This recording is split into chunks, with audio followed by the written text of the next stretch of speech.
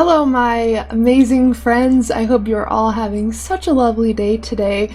In this video, we are going to be talking astral projection techniques, but actually one of the most effective ways that I induce out-of-body experiences and even lucid dreams. So you can really use this for lucid dreams or out-of-body experiences. Usually when people try to induce a lucid dream or an out-of-body experience, it's during the middle of the night. Now this can work with lucid dreaming really easily, especially if you create a habit out of reality checks, because reality checks just make it so you habitually are conscious and aware of your environment, so you have a chance of getting lucid every single dream that you have if you use reality checks, and you don't have to wake up to have a lucid dream using that method. You just randomly get lucid dreams all the time because you've trained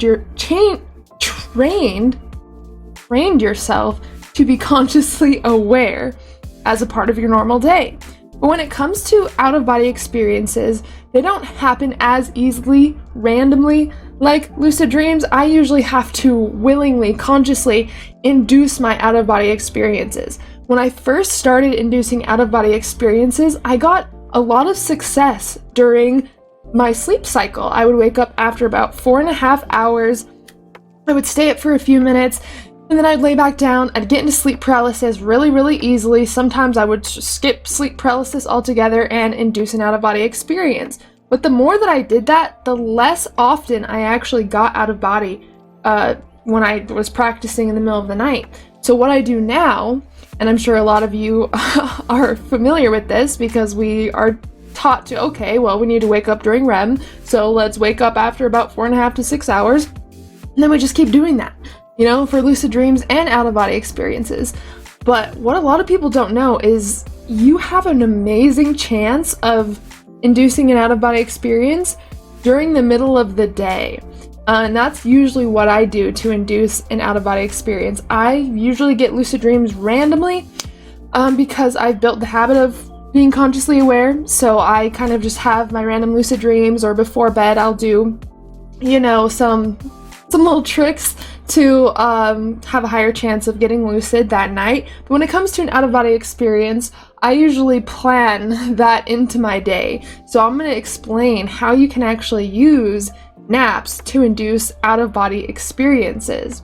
So usually when I induce out-of-body experiences using a nap, I get a full night's rest and I wake up whenever I wake up. So you don't even have to worry about messing with your regular sleep cycle. If you want to, you can wake up like a half an hour earlier or an hour earlier than you usually do if it's hard for you to go back to sleep after you get a full night's rest. But usually I can fall asleep anywhere. I'm really good at sleeping. That's one of my talents. So regardless of how long I've slept, I could probably fall back asleep. So I usually get a full night's rest. I usually sleep for like 6 to 7 hours.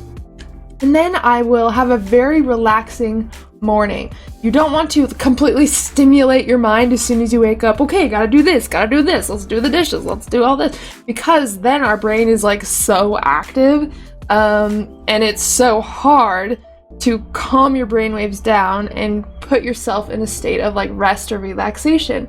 This is why they say to meditate in the morning, for example, because if you are doing all this crazy stuff all day and you're like doing whatever you do and you're like super active, it's going to be really hard to slow down your brainwaves and get into a state where your conscious mind is not taking over.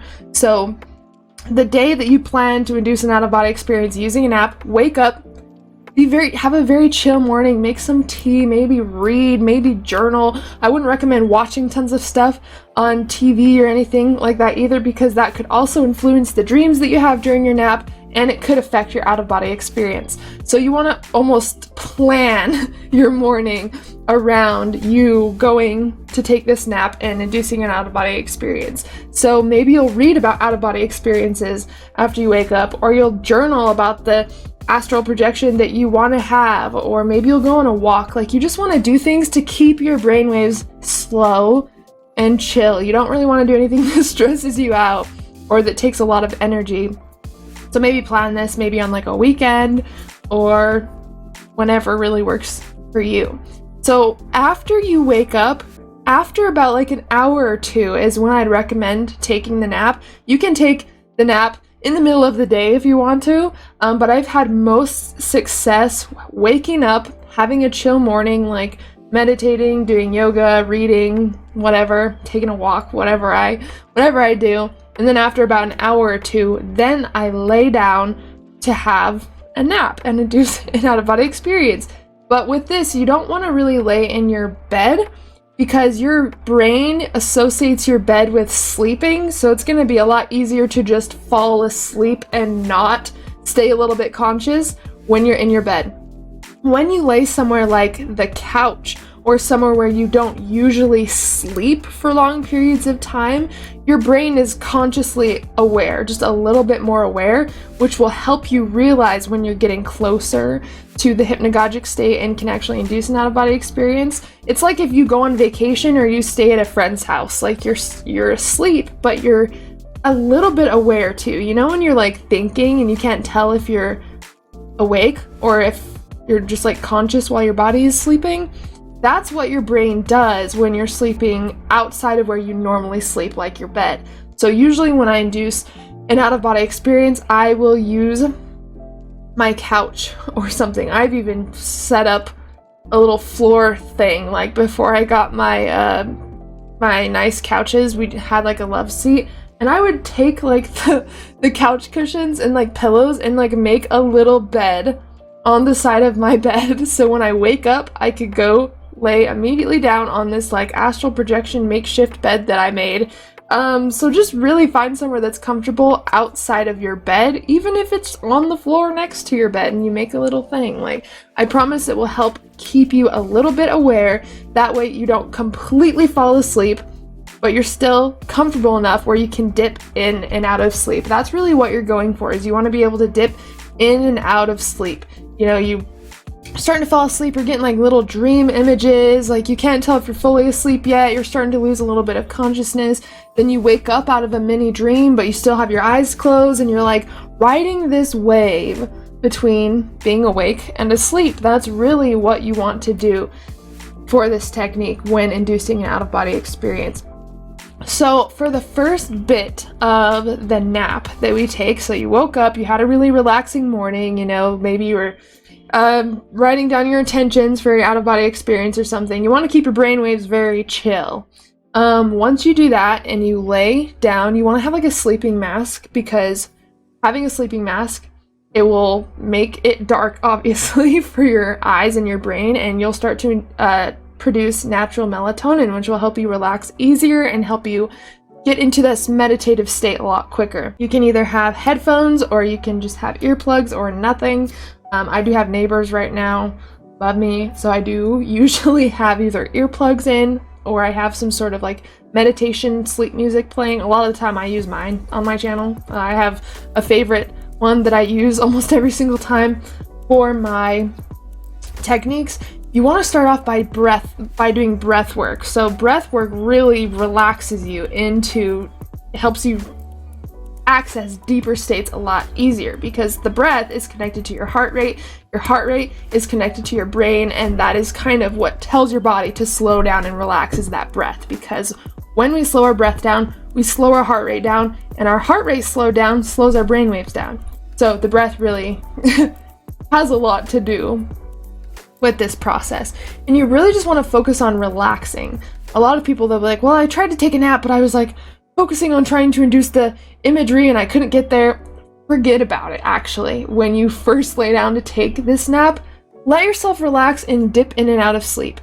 I lay on my back when I'm taking a nap so I don't fall asleep completely, because if I'm like laying on my side, that's how I usually sleep. I'll probably forget all about trying to induce an out-of-body experience and just pass out. So when I'm doing this technique, when I'm inducing an out-of-body experience, I lay on my back, because I usually don't sleep on my back. So I'm going to keep a little bit of awareness naturally when I'm laying on my back, because I usually don't sleep on my back. Once you lay down for this nap, you don't want to think about inducing an out-of-body experience right away. You don't want to be trying to create all of these colors, you know, from hypnagogic imagery. You want to let your body have time to relax and chill and calm your mind down. If we are thinking about inducing an experience as soon as we lay down, it's going to keep our mind very, very active, and that could prevent us from accessing the deeper states that we need to access in order to induce an experience.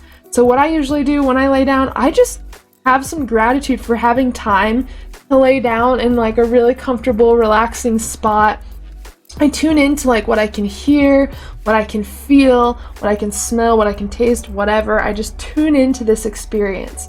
And it's almost like meditating yourself into this half awake, half asleep state, allowing your mind to become clear, allowing these visuals and these colors to naturally come to you without you influencing them or trying to make them show up. Now, this process for me maybe lasts 20-ish minutes or less, and then I start to naturally get hypnagogic imagery.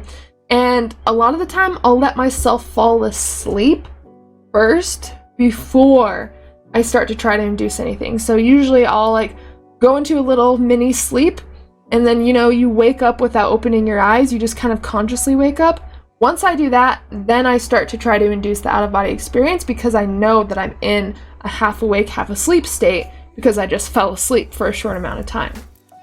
And also, you'll notice when you take naps, you'll have like mini series. You'll have series of dreams, mini lucid dreams. You might have a series of dreams during this nap. And that is also a sign that you are ready to work on inducing the out-of-body experience that we're taking this nap for. So if you're falling asleep, if you're dipping in and out of sleep, that is a really, really good sign. That's why I let my body usually relax, go into a little sleep. Once I wake up or I consciously realize I was dozing off, then I start to work on inducing an out-of-body experience. So what we want to do when we're inducing an out-of-body experience, there's two different ways that this can happen. The first way is you will go into a dream. You might get lucid in your dream. Who knows? You might have a false awakening. Very possible. You might wake up in sleep paralysis.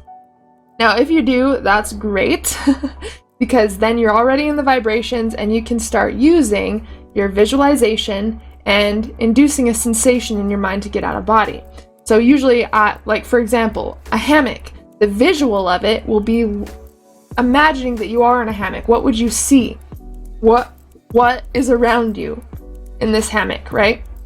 Then the sensation is, what does it feel like to be on this hammock? So that's what I mean by visualization and sensation.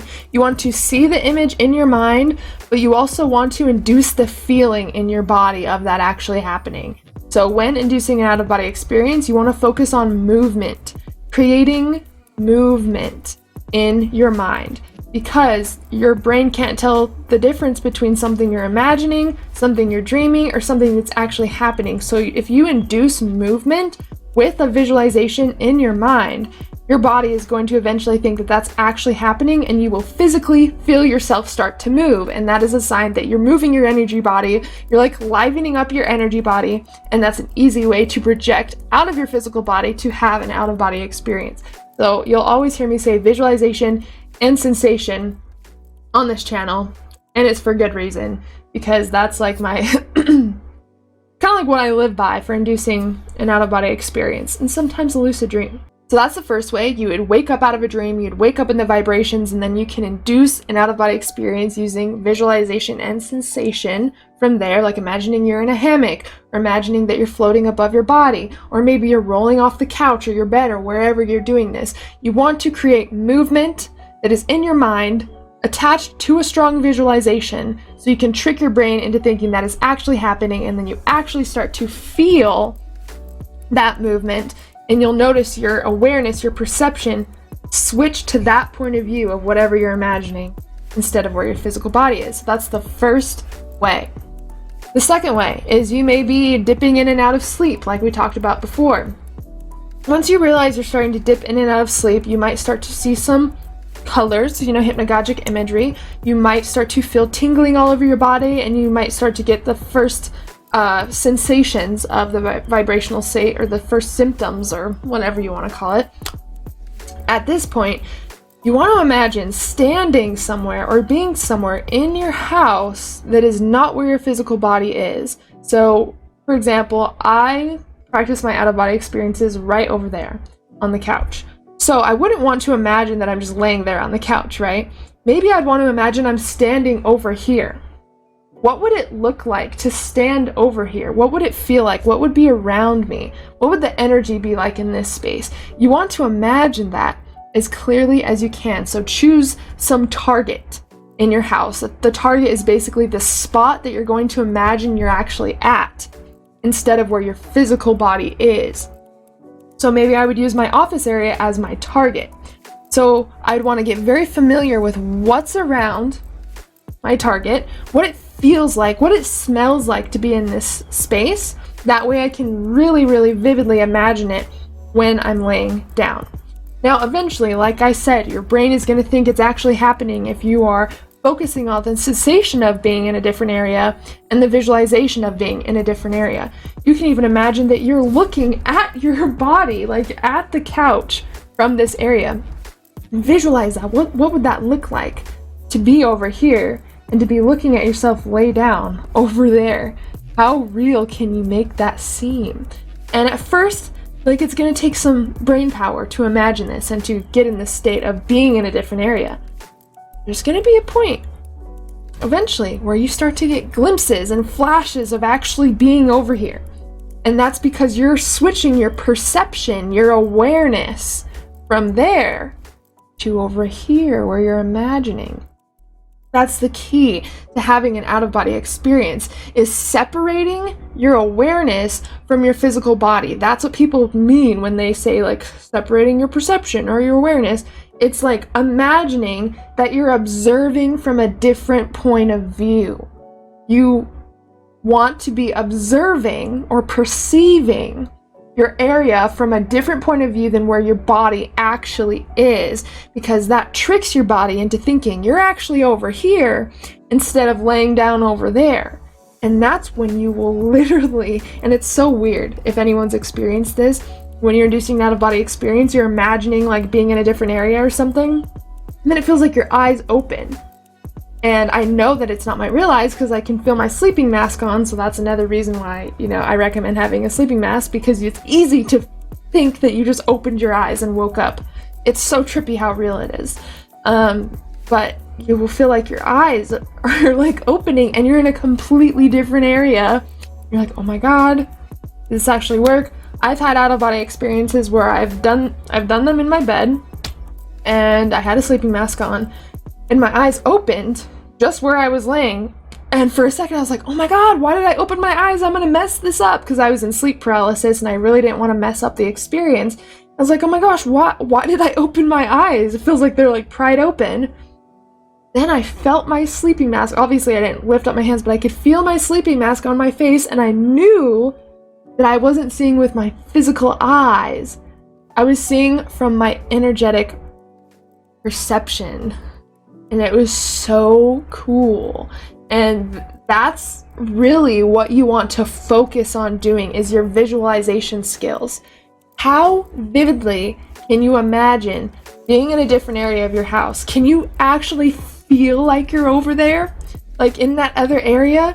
You really want to maybe even take some time before you do this technique and figure out where your target's going to be. So, okay, my target's going to be in my kitchen. Let me go and observe my kitchen. Let me start to feel things and look at things and see what it really feels like to be in the energy of my kitchen. Because every space in your house and basically everywhere has a different energy. You're going to feel it. The energy of your room is probably very different from the energy in your office space. So you want to be able to imagine being in that energy of that place you're imagining being, your target, when you're laying down in that technique. So maybe take some time before you practice that technique and just get familiar with the area that you want to use as your target, so you can switch your perception over there. That's literally one of the easiest ways, I think, to have an out-of-body experience, is getting really good at visualization. I promise you. And one thing that I would practice doing is in a meditation, Practice doing this target method. Find a target in your house of some place where you want to imagine shifting your awareness to, and imagine being in that area during your meditation. And the more you do it, it will start to feel more real and more real and more real until you literally can feel things in that other area. That's what's so cool about this. The more you practice your visualization skills, like say you're imagining being in the kitchen and touching the sink or the counter, eventually after practicing this, you're going to feel the counter or the sink or whatever you're touching on your hand, even though you're laying on the couch or you're meditating over there. Like, your brain will literally think that you're in a different area by doing this technique. And that's also how you can induce lucid dreams and induce out-of-body experiences way easier, is by getting really good at your visualization skills and inducing a sensation of doing something else or touching something else just with your mind. And the nap is a perfect state for this because you've already had a full night's rest and you've stayed up for a little bit, but then you're going back into sleep, and that's going to help you keep a slight sliver of awareness. So it's actually almost easier, I would say, to induce an out-of-body experience during a nap than it is in the middle of the night. Again, like I said, it worked for me at first, the first dozen times, but then after that is when I needed to start changing how I induce an out-of-body experience. And this way is like almost foolproof. It's like anytime I want to have an out-of-body experience, I know what I need to do. I need to get a full night's rest, take my nap, like have it all kind of planned out. It's second nature really what I need to do, and this is what I do. Everything that I just said in this video, that is literally my method of inducing an out-of-body experience. Of course, there's tons of different techniques, tons of different methods, there's tons of ways that we can access altered states of consciousness. So let me know if you guys have any questions. I would love to talk about this more. I'd love to talk about entering deep states through breath work, you know, lucid dreaming. Like, we still got a lot of stuff to talk about. Let's just say that. So let me know if this helped you guys. I also want to make more videos on how to actually control your out-of-body experiences once you've successfully left your body and have induced an out-of-body experience. So let me know what information you guys are looking for, what questions you have, and I'd love to answer them and make more content around them. Thank you guys so much for joining in this video. I love you all so much. I really appreciate your guys' support. And if you're interested in inducing lucid dreams and out-of-body experiences in 30 days or less, make sure to check out my courses, classes, and mentorships in the description. Make sure to subscribe if you like the content I create and you're not subscribed already. Make sure to join the memberships if you want exclusive videos every single week and tons of different perks. And I will see you guys next time. And as always, I'm sending you endless love and endless lucidity.